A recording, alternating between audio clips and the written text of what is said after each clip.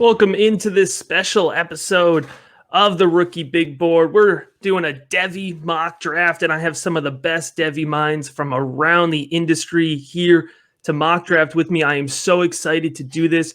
We're going to do a 2-round mock draft, and we're going to build out mini teams. So we're each going to end up with 6 players: quarterback, running back, wide receiver, 2 flex spots, and a super flex spot. But I want to go ahead and start by introducing the folks who are going to be drafting alongside me. And I'm going to start with Katie Flower at FF_Skyler399 on Twitter. One of the best in the industry. But Katie, why don't you tell the folks where they can find all your content? Sure. Thank you very much. I'm on the Under the Helmet podcast weekly, as well as their premium show where we really get into the strategy and more of the Devy talk. And then also kind of semi-weekly on Off the Rails podcast. Awesome. Fantastic. And of course, we have Alfred with us. Other than from your acclaimed domination of the new Clubhouse space, where else can folks find your content? Oh, you're too kind. I just saw an opening and decided I'd use my commute to talk about football, and it seems to be pretty popular right now. I do a lot of tweeting, so the @AlfredJF, you can find me there. And most recently, you can find me and my work at campus2canton.com. That's with the number 2. Also, I think Campus 2 Canton spelled out fully will link there as well. So it's a brand new website. We focus on the Campus 2 Canton format, very deep format where you have a full college roster. So extremely deep on that side.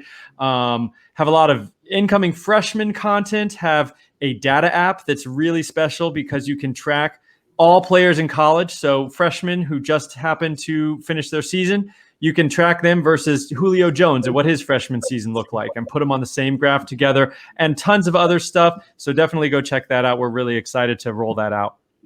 Awesome. And Brandon Lejeune, who a lot of the videos that you're probably watching, if you're watching the video version of this, you're probably used to the rookie profiles, and Brandon is cutting up all that film, but he's doing much more at Devy Deep Dive. I'm glad to have you here, my man. Oh, thanks, buddy. I appreciate the offer. My work, I do a weekly podcast called the Devy Deep Dive podcast. I kind of focus on film breakdowns of players to help people. A lot of guys out there like to scout players, so I kind of bring that to the table.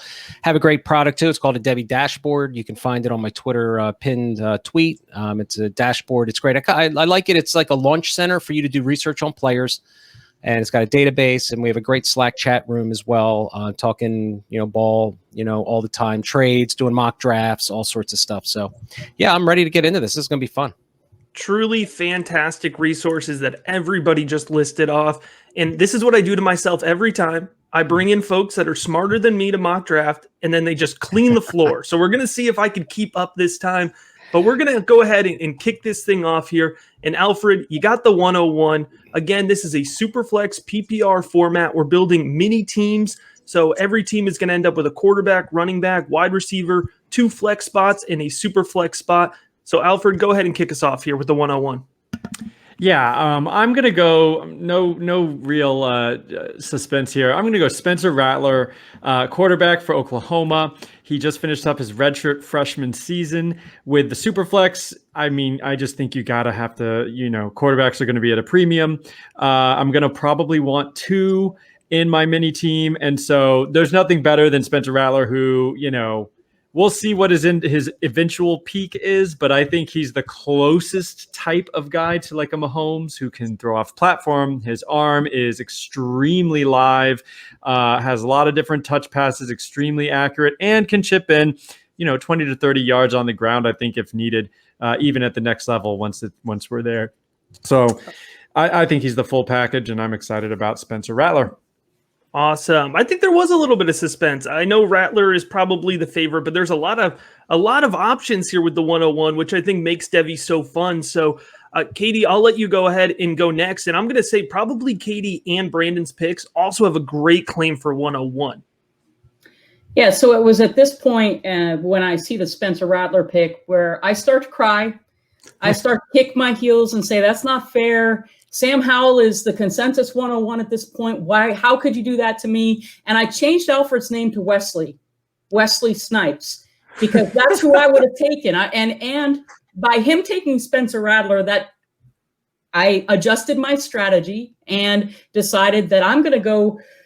Running backs are about a 35% hit rate in Devy. Quarterbacks are about a 6% hit rate. So once my top quarterback that I trust 100%, I love the way that he can throw downfield with the flick of a wrist and just make it look so easy on platform, off platform. So I love the pick that Alfred made. I took Bijan Robinson from Texas. I think he's an outstanding running back. Bell cows in the NFL are getting rarer. When you can find a guy that can not only run up the middle, but can run with power and can catch, he's the complete back. He's a complete real deal. Just finished off his first season at Texas, 703 yards at a 8.2 average, plus put in another almost 200 yards receiving, 13.1 average with 2 touchdowns there, 6 touchdowns overall. So Bijan Robinson was my clear 101 once Rattler was off the board. And I love that too. If you think about too the system that he's stepping into with Sark as the new Steve Sarkisian as the new head coach for Texas, Najee Harris was really featured in the passing game. So I hope he picks up that part of it too, because as you mentioned, he definitely demonstrated the capacity to catch the ball. So I'm definitely excited about Bijan Robinson, and I think we're seeing a general trend that he's going to be the first running back off the board in startup Devy drafts. All right, so Brandon, we have a great quarterback and a great running back off the board. What are you going to do with this pick here? Well, being it's, again, super flex, I agree 100% with Alfred. I mean, you have to have a quarterback. I think there's a little bit of depth. I'm hoping one of the running backs falls to me as we come back around, but I'm going to go with DJU from Clemson. I was, considering Sam Howell here. We've seen him play. It's always a little nervous to kind of skip over a guy that's been productive for a guy that has potential production. But I saw enough last year, or this past season rather, when DJ had played Notre Dame. He had a really good game against BC, and I think he showed a lot, and he showed a lot of promise. He didn't have one pick at all, but he's got the size. He's got, he's like 250, 6'4", something like that. He's got a good arm. And I think he's got 2 great years of production. He's in a great spot to really develop his game, and I like what I see. So I have a lot of Sam Howell shares, so I figured, what the hell, I'll go DJ this time around. Yeah, that's a great point, though. In the Devy game, if you're playing in 2 to 3 to 10 leagues, depending on who you are, variety is a really important thing because, as Katie mentioned, hit rates are just lower in Devy. It's part of the game. So having some variety across your rosters, that's a smart move. I also felt it was a smart move for you to just go ahead and fade trying to pronounce his last name. So I noticed that as well, Brandon. Yeah. I've tried many times. I'm not sure what it is, actually. I'm going with Ualele right now, but that definitely could be wrong. All right. So Ualele, just for the record. Okay, look at that. See, much better. There we go. There's the official pronunciation. All right, so I'm up here at the turn with the 104 and 105 in this draft. And, I believe heavily in getting your quarterbacks early and often in Devy leagues. I am kind of known for being a QB hoarder of a sort in the Superflex world. So I'm not going to go with either one of these picks with Sam Howell. I know that's kind of the common narrative, but I'm fading a little bit here. I'm going with my QB1 right now in Devy. I love Jaden Daniels out of Arizona State. Now, I know kind of the knock on him is that he's a little undersized. He's 6'3", 185, but I loved his freshman season. I thought he really stood out. He stepped on the field right away, threw for over 2,900 yards, 17-2 touchdown to interception ratio as a true freshman. I love that, and he ran for another 355 yards. And now they had a really short season in Arizona State this past year, but over 700 passing yards in 4 games, a 5-1 touchdown to interception ratio, another 223 rushing yards on the ground. So he's got the upside with his arm for me and with his legs. So I really like Jaden Daniels, and I'm swinging around on the turn with Kedon Slovis. And I know this is somebody that folks are kind of weary of because he did not have a great 2020 season relative to his fantastic 2019 season, but I like his arm. I like his mechanics. I think he's going to bounce back, and I think he's going to have a really good year. So I'm taking Daniels and Slovis here at the turn. And Brandon, I know you mentioned before this you were thinking about Howell with that first-round pick. So are you just going to go ahead and jump on him here at 106? Yeah, when we did this before with John, I took 2 QBs early, and it worked out well for me. I know how upset you guys got. And so, I think it's super flex. Yeah, I'm taking Sam Howell. I think the value's here. I think he looked good again this season. I've seen enough for him. I think again it's a super flex. You need the quarterbacks. He had a 68% completion percentage this year. We only had the only knock on him I have is his long ball. He only had a 42% completion percentage on balls thrown over 25 yards. So that's the one area that I'm going to be looking for this year, to see if he can improve that. But again, I'm going to take him. I'm going to think that there could be a little run on running backs here. I'm going to take my chances. There's some deeper guys I'm going to think you're going to fall to me. So I'm going to double down on the QBs here. All right. I like it. I like it. Yeah, I just wanted to say that's a really interesting choice, Matt, about no Howell for you. I mean, I understand going Daniels over Howell, but Slovis over Howell. Can you walk me through that real quick? I mean, I know what you like about Slovis. I guess what you don't like about Howell exactly that makes you go Slovis over Howell. Yeah, it's not a far gap for me personally. I've never kind of gotten the hype with Howell. I see what he does. I think he executes the scheme well. I think his rushing ability is a little overrated in terms of translation to the NFL. I think he could be mobile, but I think maybe we're overselling that a little bit. And to Brandon's point, the deep ball inaccuracy, it's inconsistency for me. Sometimes I flip on Sam Howell and I love him, and other times, not so much. So, that's really at the end of the day what it turns out to be. I think it'll be interesting, this year with Diami Brown and Daz Newsome and Williams and Carter all gone. If he can put the team on his back and really help elevate the players around him, that's going to be difference making for me. And that's how he's going to, kind of leapfrog Slovis, at least in my book. And actually Slovis as well. I mean, he loses Amon-Ra, he loses Tyler Vaughns. He's really only got Drake London. And then who knows who else is going to pop. So both those quarterbacks have a lot going on this year. So anyway, thanks for indulging me. I just really was curious. Yeah, that's a great point. And that brings us to Katie with the 107. Okay, so using the format to my advantage, because as I mentioned earlier, everything changed when Rattler went off the board at 101. And that's okay because I'm all about adapting. And I know that Alfred Wesley is in between. He's got back-to-back picks. And I feel that Brandon's already burned his two quarterbacks. Matt's already burned his two quarterbacks. If Alfred takes one more quarterback, and I think he's going to on this turn, then I can wait until the very last pick to make a quarterback pick, and I'm fine. I'm fine with that at that point because I can continue to take high-profile running backs.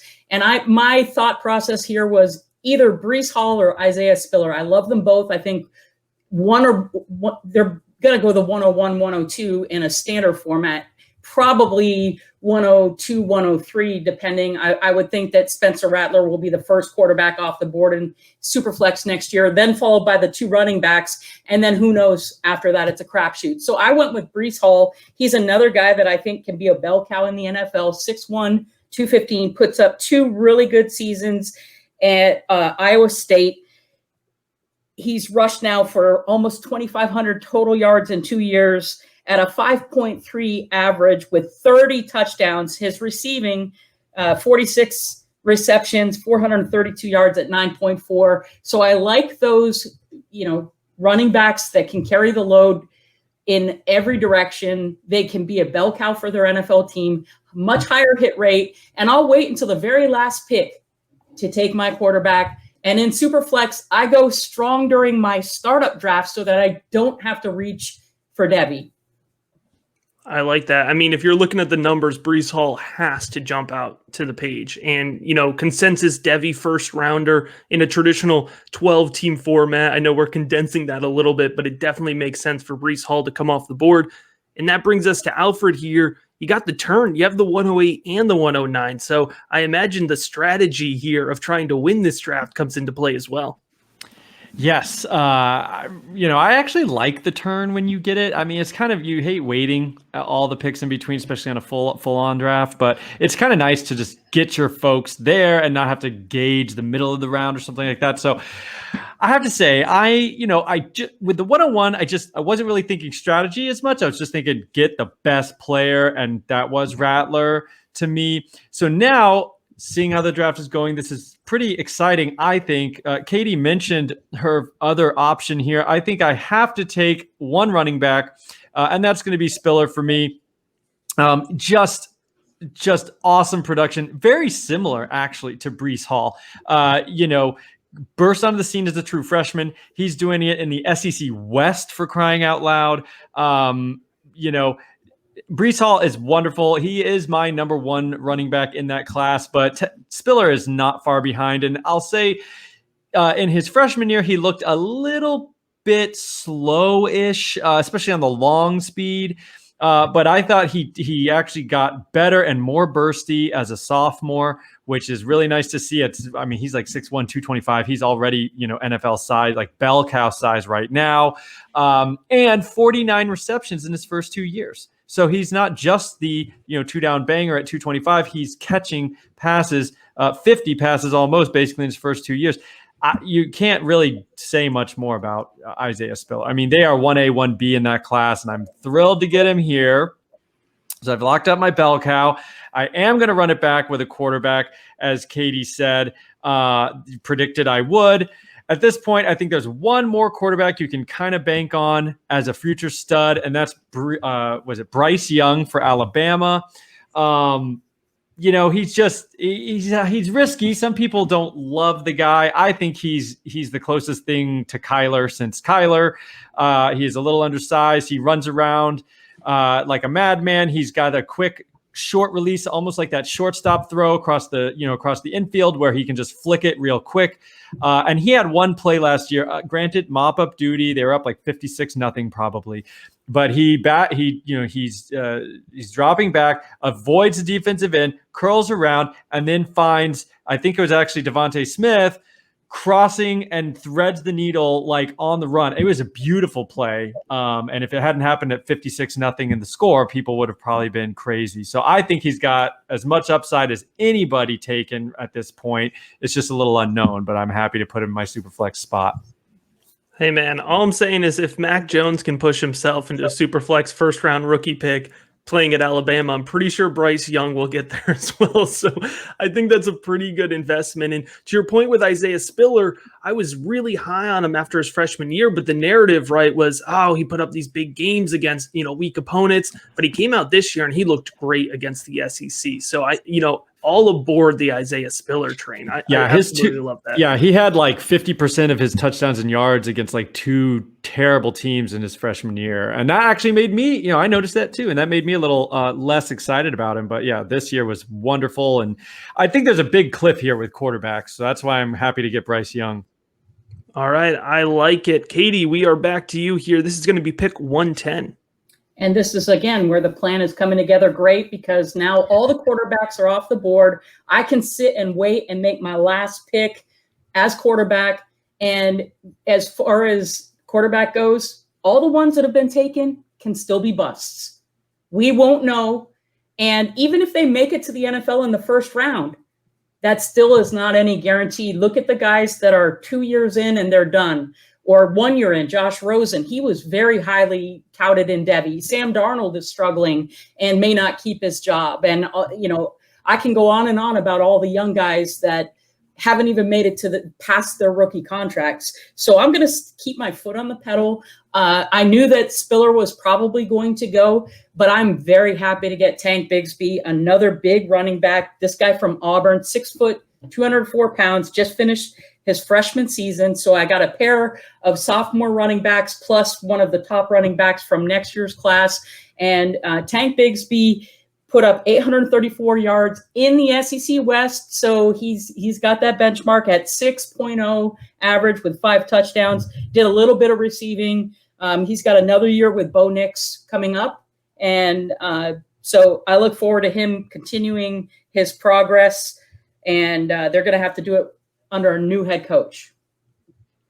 Yeah, I like Tank Bigsby a lot. He lives up to the nickname. If you've never seen Bigsby play, just type it into YouTube and just watch some clips because he plays like the Tank. He earns that nickname. I love that pick there and capitalizing on running backs, a 3 running back start. And you talked about those hit rates, so that makes a lot of sense. Brandon, we're going to carry over to you here with the 111. Yeah, so I'm taking a running back here, and there's actually a player that I thought was taken for some reason in this tiny draft, but wasn't. But anyway, I'm happy with who I selected with Trevion Henderson.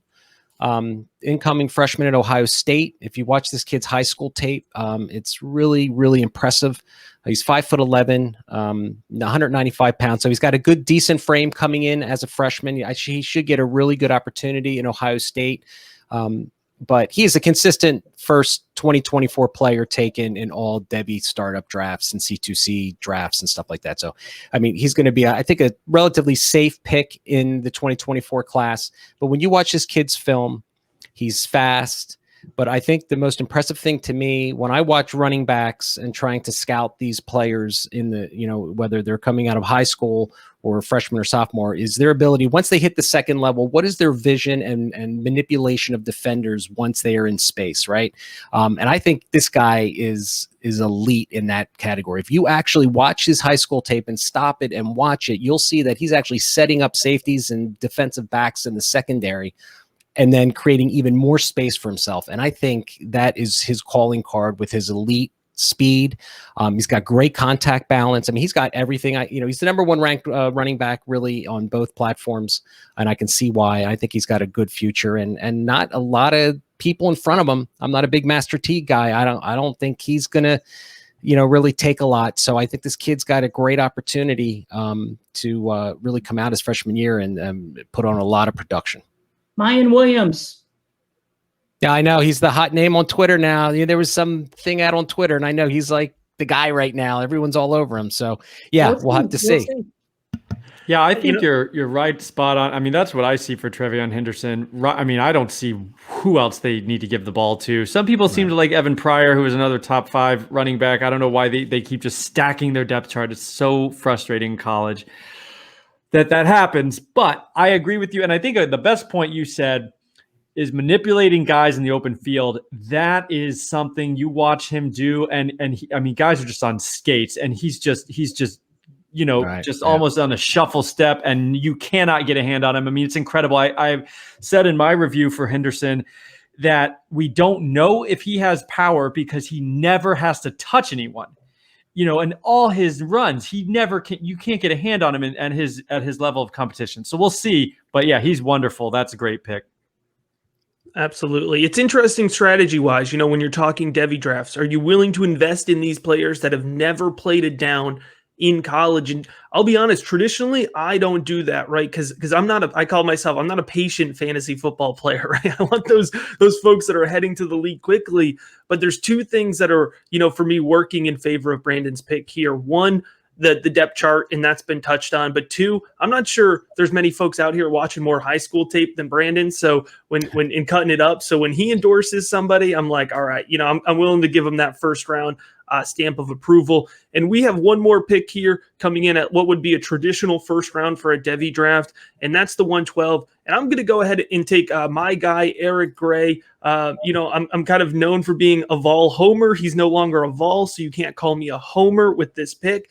But I hate it as a college football fan, but as a Devy player, I love the transfer to Oklahoma for Eric Gray.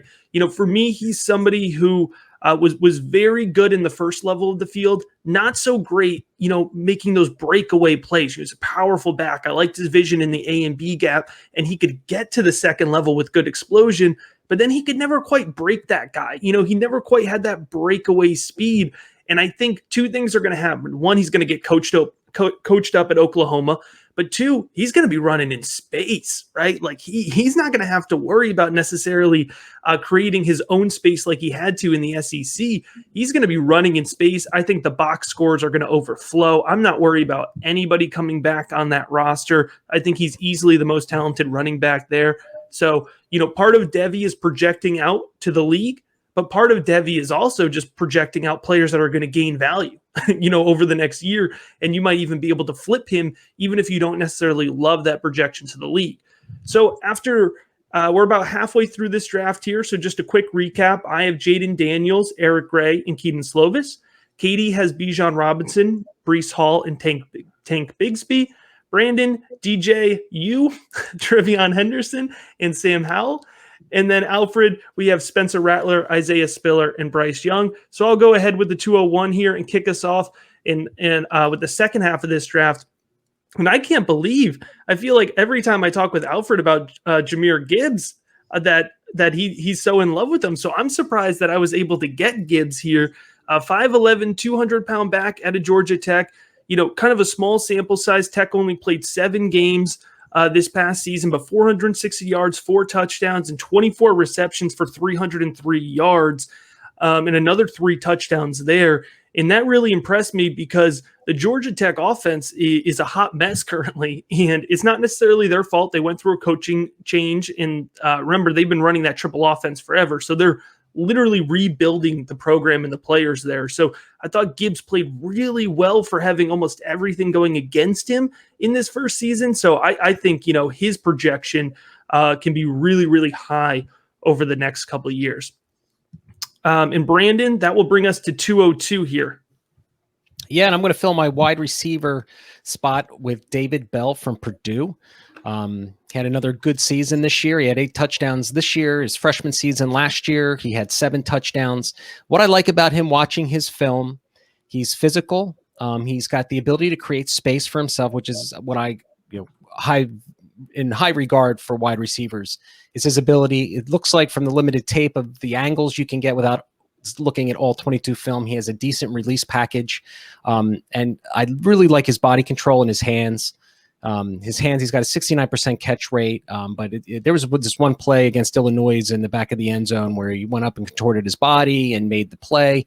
And he just looks really good. He's my RB or my wide receiver 2 in that class next year. He's not going to outrun guys. So I think his knock is if he gets to the second level, I'm not sure he's going to have that ability to outrun defenders all the way to the end zone, but I think he's got enough play speed. But to me, the way he creates space is what I like about David Bell. So I'm going to take a swing with him. Yeah, that's fantastic. And, for those tracking here, first wide receiver off the board, talking positional value, we've been drafting quarterbacks and we've been drafting running backs. So it's good to get some wide receiver perspective, and it'll be interesting to see how folks fill out their roster positions in that sense. So we're going to head over to Katie now with the 203. All right. So in the past few picks, while I can appreciate that they're all good players, I did not have my eye at all on a wide receiver yet at this point. Hit rates about 23% for wide receiver and Devy, which isn't bad, but compared to 35% for running back. And there's still some top running backs that I'm going to take and stay with the running back, Kendall Milton out of Georgia. And I love Zeus White.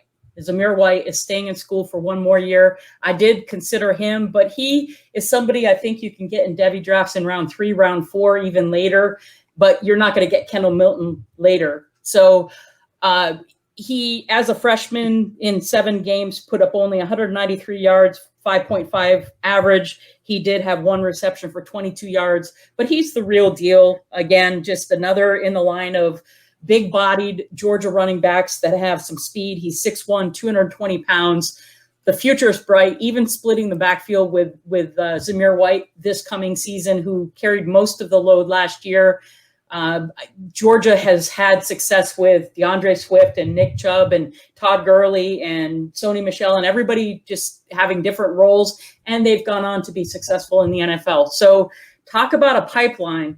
Give me a Georgia Bulldog, and I'm going to use the super flex position for a running back. And again, because I want good players with a higher hit rate, and then I can trade for quarterback at the time when I need them, or I can make sure to go heavy on them in the startup so that I don't have to worry about chasing that really elusive. And once they get to the NFL, the studs are so hard to predict. Like Patrick Mahomes was a 3-star guy at Texas Tech. Even when he was drafted in the first round as a rookie, people were still skeptical. And I said the best thing that can happen for this guy is to sit behind Alex Smith for a year. And they did. They actually did. They don't sit guys in the NFL and teach them and let them learn and let them, because quarterback is so tough. And that, I think, helped Patrick Mahomes more than anything. He had the skills, and that just made him even better. So I had to go with running back again. That's fantastic. And one thing to note too, with the Georgia running backs, you can have right. So they use multiple running backs, I guess is the point that I'm trying to make here. They never just run one guy, and usually they'll go 2 or 3 running backs deep. So, getting Kendall Milton here, I think, is a perfect pick. I love Zamir White as well, but, we have 2 lower body surgeries at this point with White. So, but White's going to get carries. Milton's going to get carries. So, you can stash them all on your Devy roster if you want to, but you can, if we were going to go 4 or 5 rounds deep, that's when you would take White. So I think that's a really good pick there and really well explained. We're going to go to Alfred here, back on the turn. Yes. So I got to say, Brandon, you said David Bell is your wide receiver 2, and you had every wide receiver available to you. So does that mean you're going to be moving him up to wide receiver 1? No, I mean, I like Pickens, but okay. Again, you just wanted to go Bell. Yeah, I was just going to go Bell. I love them both. All right, you teed me up then, because I'm going Pickens here. Okay, I was pretty surprised that he is around. I get that receivers, I guess, are, it just feels like there's more of them. So, the bell cow running back is, kind of the most elusive, especially in the NFL. So happy to get Pickens here. I mean, that's great. I wind up with him in a lot of these mocks somehow. I mean, he seems to be slipping a little bit. I know the concerns with him, a little bit of attitude off the field stuff.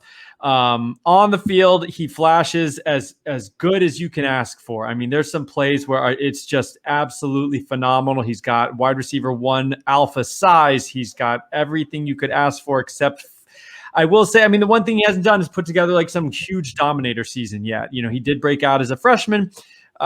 I would love to see him get 30% of all the receiving share in this coming year, but I don't know. I really like Jamartin Burton too, so I'm not sure how that's going to be divvied up. But I think a full season of JD Daniels, Pickens is going to get himself a first-round selection because of he's got everything else you could ask for, and a full season of a quarterback with an actual arm is going to do a lot for him. So, yeah, very excited about Pickens here. I'm happy to have him. And then my next spot, I think you could flip-flop Milton and the guy I'm going to take. They're both very good. But I went Zach Evans, another member of that really good freshman running back class last year, and another guy who may have a bit of an attitude head case situation going on. But here's the thing with Evans I feel a little more comfortable about. I know he had a ridiculous recruiting situation, wound up at Texas Christian, and then had a funky beginning to the season. It was COVID, all this sort of stuff, and he had a weird recruiting. But he finished really strong. And by the end of the season, he was pretty much their guy and ripping off 80 yards runs, on the reg. His end of the season, he had 200-yard games in the last 3. Went 12 for 100 against Kansas. I mean, it's Kansas, but it's still Division I football, kind of. And then 7 for 130 and 2 against Louisiana Tech in their bowl game, I believe. Again, it's Louisiana Tech, but they made a bowl. I mean, their defense wasn't atrocious. So 200-yard games in the last 3. He also had a 7 for 81 and 1 against Baylor. He caught 8 passes. He caught 5 against Oklahoma, 5 for 56. I think it's we're seeing the calm before the storm with Zach Evans. I think there's a really good chance he is their stud bell cow next year. And then you talked, Matt, about a value rise. I mean, Zach Evans by the end of next year could be, the second or third running back in the class. But if he still keeps this long speed that he's got, he's got 80 yards long speed. So really like him. Think it's a low risk, high reward proposition at this point in the draft.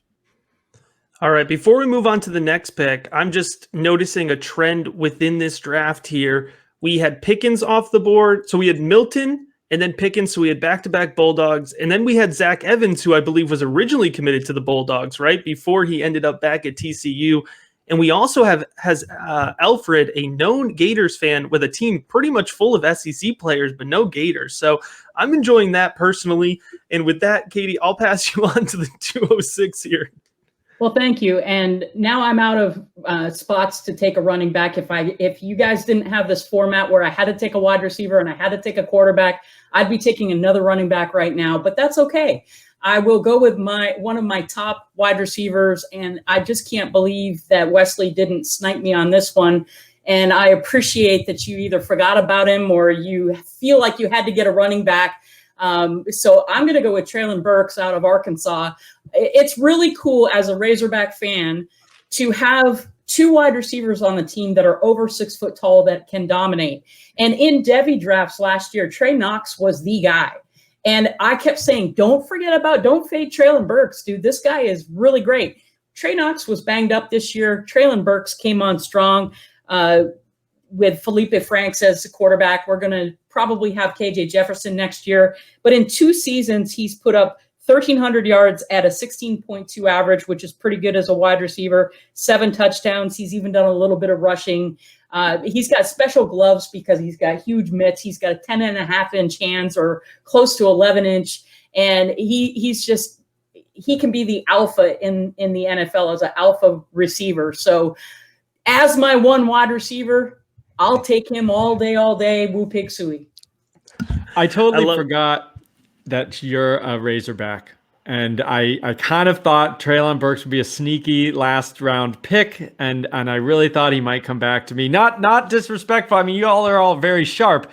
But, there's some other guys, Garrett Wilson, some other players that could have gone. And I thought I could sneak Treylon Burks in the last round. But kudos, Katie. I forgot. You're wearing a Razorbacks hat. I just forgot. How could I knew you wouldn't. 2 picks. I knew you wouldn't let Treylon go. When we went into this draft, I was planning on taking Treylon Burks just to spite Katie because I knew she was going to take him. I knew she was. So that's a good pick. She might have. I love David Bell. So if you would have taken Treylon Burks, guess what? I would have gotten David Bell, and I'd still be happy. If I had sniped Burks after the Rattler situation, she might have just reached through the screen and strangled me. So maybe it's better that I didn't do it. You want to stay my friend? Is that what you're saying?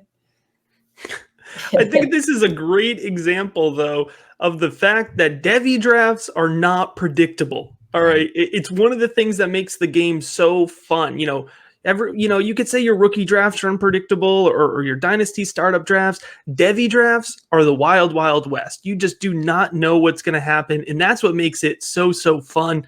And it also makes it really important to know your league mates. So, Brandon, let's see if you know me well enough and if you're going to snipe one of the guys that I'm after here with your next pick. I don't think so. I don't know. I'm going to say no. But as anyone knows who follows me on Twitter or on my dashboard members and stuff, they know I love Jalen Waddle. I mean, he's my wide receiver 1 going into the class.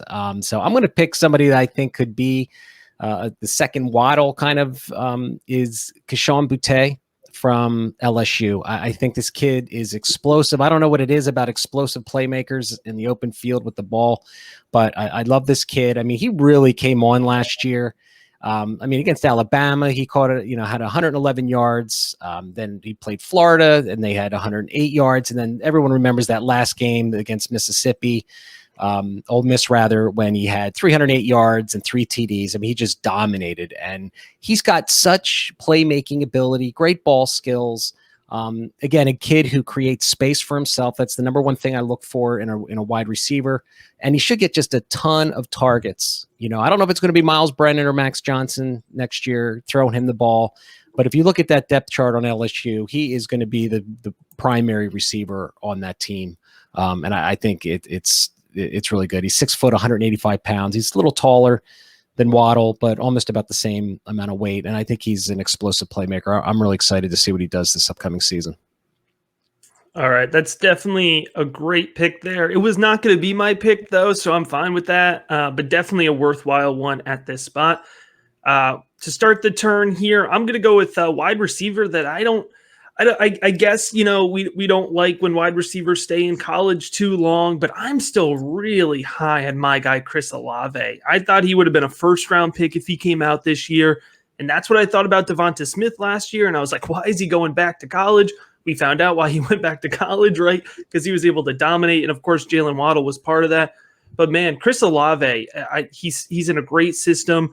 I'm still excited about the quarterback coming up there at Ohio State, most likely going to be CJ Stroud. It's a system that elevates the wide receiver position. So I did wait as long as I could on wide receiver, as I traditionally do. And, this plays into strategy as well. And I like to talk about this when I'm doing mock drafts. But personally, I'm somebody who, on the dynasty side, usually prioritizes wide receiver in a startup. So on the Devy side, I'll usually fade those wide receivers because I'm trying to project my needs. So I waited as long as I could on wide receiver and took Chris Olave here. I love his hands. I love his possession style. And I think it's going to definitely play well when it comes to NFL draft time in 2022. And then with my next pick, I'm taking somebody who I don't understand. He keeps falling. I'm doing a lot of Campus to Canton and Devy mock drafts, and he just keeps falling. And I'm grabbing Jerry and Ely out of Ole Miss everywhere I can. I love Ely. I think he's explosive. I think he has the ability to maneuver around the field well. I like his vision. And I know there's a little bit of hype. Maybe he wants to be a baseball player down the line. He's a little undersized, but I think he's somebody who, in Lane Kiffin's system, is just going to continue to be utilized more and is really going to gain value here over the next year as he now has become, he's going to be draft eligible in 2022. So I think we're going to start getting more and more excited about Jerry and Ely. So I'm happy to round up my team with that extra running back here in my flex spot. And I'm going to pass it back on over to Brandon. Yeah, well, I was thinking Kendall Milton was a guy that might fall to me. I said at the beginning of the show here that I was going to kind of fade that. So good pick for you. That was good. But I'm going to go along with the, not just a great Georgia running back, but Alabama seems to churn out some good running backs as well. And I'm going with Chase McClellan here. I love his size, 5'11", 212 pounds. I like running backs who are at least 210 pounds. A running back for me under 200 pounds, especially when they become juniors or sophomores and they can't seem to hit that, that threshold. So I'm always going to lean towards the bigger backs. But I mean, he's a big bruising back. He's not going to beat you with long speed. There was a couple plays where he's getting chased, in the second level last year. But I think, he's got a crowded backfield. We don't know what's going to happen with, Trey Sanders. Brian Robinson Jr. might get some carries. We don't know yet. So it's going to be shaken out, but I'm going to go with the talent that I saw.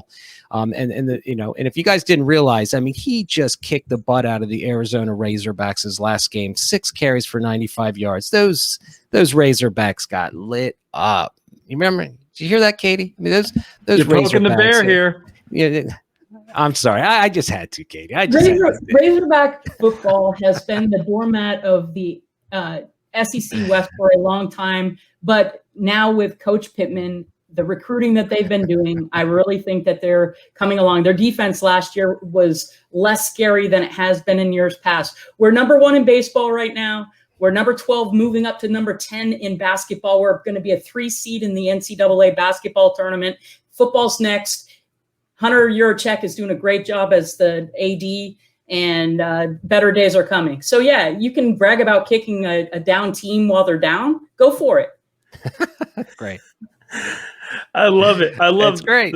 The best part of your draft should be the trash talk, and we are emulating that perfectly here. And Katie, maybe get them back here with this final pick for you. I think I will. It's been 13 picks since the last quarterback was taken off the board, and there's been a lot of talent. But I got a talented quarterback here, and I'll take the chance. There's going to be a quarterback battle at Ohio State. CJ Stroud, 4-star athlete out of Rancho Cucamonga, California. He's got everything. He's a top pro-style quarterback, but yet he's mobile enough. He was the one guy that came in when Lawrence was hurt, and he rushed one time for 48 yards and a touchdown. So that's pretty good. And, there's a lot of talk. Is he going to be able to beat out Jake Miller? I think so. And then Kyle McCord, 5-star stud coming in. Will they go with him instead? But then next year, they've got a commitment from Quinn Ewers. I think the ideal situation for Ryan Day and company, let CJ Stroud take the reins for 2 years, redshirt Ewers. McCord's going to transfer at some point. And even if Stroud doesn't win the job, even if he's the guy that transfers, steel sharpens steel. He will be in a big battle. He's a smart kid. He's got a great arm, a lot of talent, and I still think he's going to end up being a top quarterback in his class, whether he stays at Ohio State with all the talent there or he ends up being the one transferring. But I'll take him with the risk at the position. There were other considerations, but give me Stroud. All right. I like that one a lot. And Alfred, last pick in the draft, take us home. Yeah. All right. So I like how Katie's theme of the hit rate, she carried it all the way through the draft, and I appreciate that strategy. And she was true to her strategy. Man, I could go so many places with this pick because it's a flex. I could really take anyone except a quarterback. I love Marvin Mims. I mean, I'm going to go with him, pair him with Rattler. So I got a little Oklahoma stack. He just was so good. Buttery smooth routes. He could win in so many different ways. He's not anything. I would say he doesn't have any one athletic, just showstopper type attribute, but he is just really good. He absolutely thoroughly dominated Texas high school football. And I think he's one of those guys where we can all learn a little something from our prospecting, because he was pretty far down the list on like Rivals and 24/7 Sports as a recruit. But when a guy puts up 2,500 receiving yards in one high school season, you really just got to pay attention, because when you're good, sometimes you're just freaking good. And I think that might be Marvin Mims, because he did that his senior year in high school, broke Texas State, high school records, and it was a little bit overlooked. I mean, he went to Oklahoma, so he wasn't that overlooked, but he wasn't considered one of the elites. And then he came on first game, he scores a touchdown. I'm pretty sure he returned punts. He's good at football. So I kind of just think he is. And I love Boutte. Thought maybe I could get him. I love McClellan. I thought maybe I could get him, but this room is just too sharp. And I will happily settle for Mims, who's my second receiver, my wide receiver 2 in that 2023 class right now, or 2023 class. I was a little surprised you didn't go Garrett Wilson there. He was in play, but I just think, I don't know. You heard him feed him up as that trap, right? He said that earlier. He said you could take Garrett Wilson. I saw what your little game. Garrett Wilson's really good. I don't know. I don't know if it's prospect fatigue or what. I've just kind of fallen a little off, and I'm going for the new fresh face in Mims. Well, that wraps up our mock draft here. One thing I always like to do when I finish up the mock drafts, I like for us to go around, do a quick little recap of the teams, and I'm going to ask each of you to tell me your favorite draft here, your favorite mini roster that we built, and you can't pick your own. So I'm going to give you a second to think on that while I do a quick recap on the teams. And Brandon, you know how this works, so just so you know, you're going to be the first one. You're going to have to give your answer. But no worries. Drafting out of the 1 spot was Alfred, Spencer Rattler, Isaiah Spiller, George Pickens, Zachary Evans, Marvin Mims, and Bryce Young. Katie was drafting out of the 2 spot, ended up with CJ Stroud, Bijan Robinson, Treylon Burks, Breece Hall, Tanks Bigsby, and Kendall Milton. And Brandon, you were out of the 3 spot, had DJU, Travion Henderson, David Bell, Kayshon Boutte, Jace McClellan, and Sam Howell. And then I was picking at the 4 spot on the turn for this draft with Jaden Daniels, Eric Gray, Chris Olave, Jahmyr Gibbs, Jarian Ely, and Kedon Slovis. So, Brandon, you have never picked one of my teams when doing these mock drafts. So I will rephrase the question for you specifically and say, did you like Katie or Alfred's team better? Well, I'm sorry, Matt. I'm going to go with Katie. I think Alfred has a more rounded team, but I'm just intrigued by Katie's because she is in the catbird seat. If all those running backs hit, she is going to be an open market for the trade down the road. I think she is a good strategy there of being able to flip. If any one of those running backs turns into an RB1 on our dynasty rosters, even an RB2, and if she's short on a quarterback, she's going to be able to flip one of them if she had all that depth on her roster. So it's going to slightly, but I thought Alfred, he's got a lot of my favorite players too. I'm a big Mims fan as well, but I'm going to give Katie the nod on this one. All right. That's 1 vote for Katie. So Katie, I'll let you go next then. Your favorite roster that was not your own. I would have to say Alfred's, just because of the Spencer Rattler pick, and the rest are good. I wouldn't have picked Marvin Mims there, but and very close, Brandon. I love your team too, but I Spencer Rattler, I've been on him since I saw him in the high school All-American game, and I just think he is the real deal. Some people question his maturity level, the way that he treats his teammates, but the way that he treats his teammates is to make them rise up, and it's not in a mean way. It's just his way, and it does work. His teammates love him, and it's different from a guy like Matt Corral that just, lambasts his coach and immature and a lot of different reasons. But I have to go with Alfred's team because of Spencer Rattler and Isaiah Spiller. Yeah. All right. So 1 vote for Katie, 1 vote for Alfred. So Alfred, I'll let you go ahead and give us your favorite team that's not your own. Yeah. So I think, sorry, Matt. No, no one's picking you. But I think I got to go Katie Flower as well.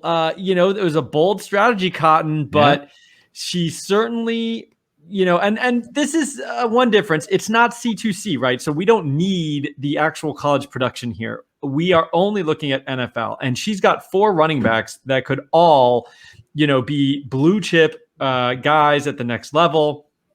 And Treylon Burks is super exciting as well. The only thing there's other quarterbacks I would have taken over Stroud. I'm not a huge Stroud fan, and I think you laid it out nicely, but I think his path at Ohio State could get rocky. And then you're talking about transferring, and I don't think it's going to be smooth sailing for him for one way or another. I would have maybe gone Ritter or a JT Daniels myself, another SEC. And of course, no Gators because we stink pretty much anyway. But so yeah, I think Katie Flower though, because those running backs, I mean, it was bold, and I kind of was like, where's she going with this? I mean, how could she just not have a quarterback? But in the short rosters, it wasn't crazy deep. There was still quarterbacks to be had later. So interesting strategy, and it paid off. Yep. And I just want to point out, and thank you.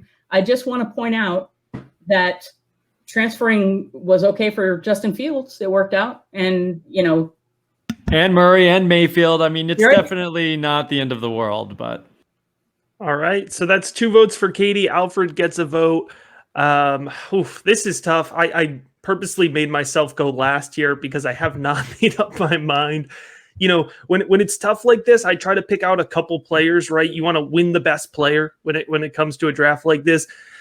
I'm going to go with Brandon's squad only because he went with my super flex approach, right? He stacked up with some nice quarterbacks there in DJU and Sam Howell. And I also, the Travion Henderson pick, I love the idea that we could easily have a stud running back that kind of balances out that approach. Jace McClellan, I think he's got a little bit more of an uphill battle, but we kind of see with these Alabama backs, even if they have to wait a couple years, when they get their shot, and they look really good. And then, Boutte and Bell, that's great value for the wide receiver position. So, Alfred, I love the Spiller pick, especially with your roster, and getting Rattler was really tempting. And then, I think we've said it before, but Katie, the running back heavy strategy, I think looks really great when I look back on it. Like seeing Tank and Bijan there was what was kind of originally making me lean in that direction. But I figured although Brandon never gives me any love, I'd give him some love here. And everybody will walk away with at least 1 vote except for the host, which is fine because I am happy being here and learning from you all on this draft. And hopefully the viewers and the listeners appreciated that as well. Hey, if you're watching on YouTube, leave us a comment. Tell us whose team that you thought was best, and make sure to check out all of these folks' work. Thank you again, everybody, for being here. This was a fantastic exercise, and we got to do it again soon. Thank you. Thank you. It was fun. Yeah, thanks for inviting me. This was really cool.